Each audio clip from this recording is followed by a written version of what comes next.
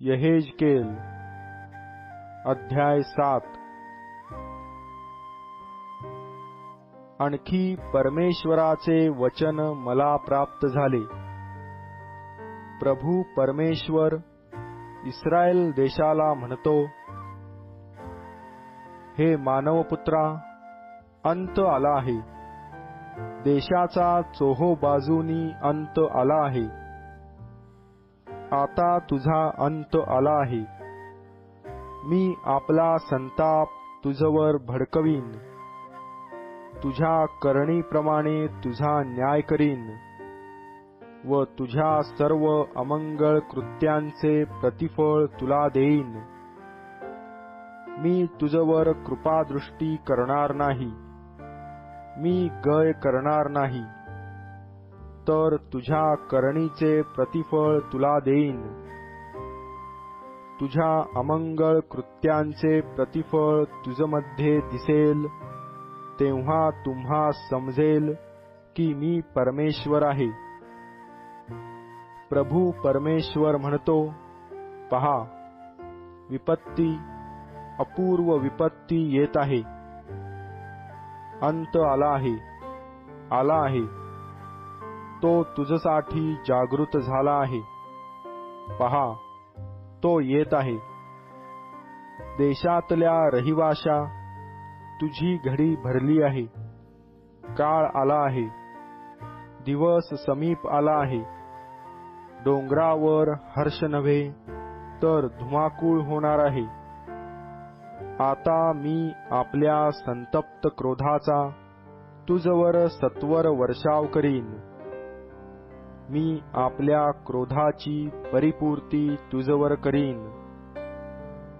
तुझ्या आचरणाप्रमाणे तुझा न्याय करीन व तुझ्या सर्व अमंगळ कृत्यांचे प्रतिफळ तुला देईन। मी तुझवर कृपादृष्टी करणार नाही, मी तुझी गय करणार नाही, तर तुझ्या आचरणाचे फळ तुला देईन। तुझ्या अमंगळ कृत्यांचे प्रतिफळ तुला देईन। तेव्हा तुला समजेल की मी परमेश्वर तुला मारणार आहे। पहा, तो दिवस, पहा, तो येत आहे। तुझा शिक्षारूप रोपा उगवला आहे। तो फोफावून त्याचा दंड बनला आहे। तो गर्वाने फुलला आहे। बलात्कार हा शासनदंड होऊन बसला आहे। त्या लोकातला कोणीही, त्यांच्या समूहापैकी कोणीही, त्यांच्या धनातले काहीही उरणार नाही। त्यांची काही प्रतिष्ठा राहणार नाही। समय आला आहे, दिवस समीप आला आहे। विकत घेणारा आनंद न करो, विकणारा खेद न पावो, कारण त्या सर्व समूहावर क्रोध येत आहे। विकणारा जिवंत राहिला तरी तो विकलेल्या भूमीला परत जावयाचा नाही, कारण हे भाकीत त्या सर्व समूहाविषयीचे आहे। त्यातले काहीही चुकणार नाही। कोणीही आपल्या अधर्माने आपल्या जीवितास बळकटी आणणार नाही। ते कर्णा वाजवितात, सर्व तयारी करितात, तरी कोणी युद्धास पुढे सरसावत नाहीत, कारण त्या समूहावर माझा कोप झाला आहे। बाहेर तरवार, आत मरी व दुष्काळ। शेतात असलेला तरवारीने मरेल, नगरात असलेल्यास दुष्काळ व मरी ही ग्रासून टाकतील।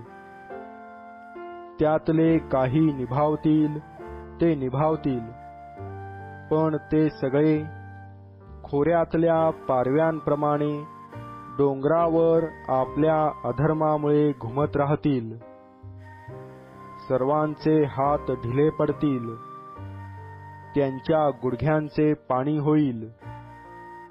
ते कमरेला गोणताट गुंडाळतील, दरारा त्यास व्यापील.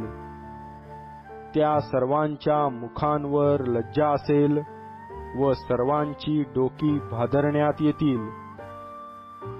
ते आपले रूपे रस्त्यावर फेकून देतील, त्यास आपले सोने अमंगळ वाटेल. परमेश्वराच्या कोपाच्या दिवशी त्यांच्या सोन्या रुपयाने त्यांचा बचाव होणार नाही. त्यापासून त्यांच्या जीवाची तृप्ती होणार नाही, त्यांचे पोट भरणार नाही, कारण त्यांनी त्यामुळे ठोकर खाऊन अधर्म केला आहे.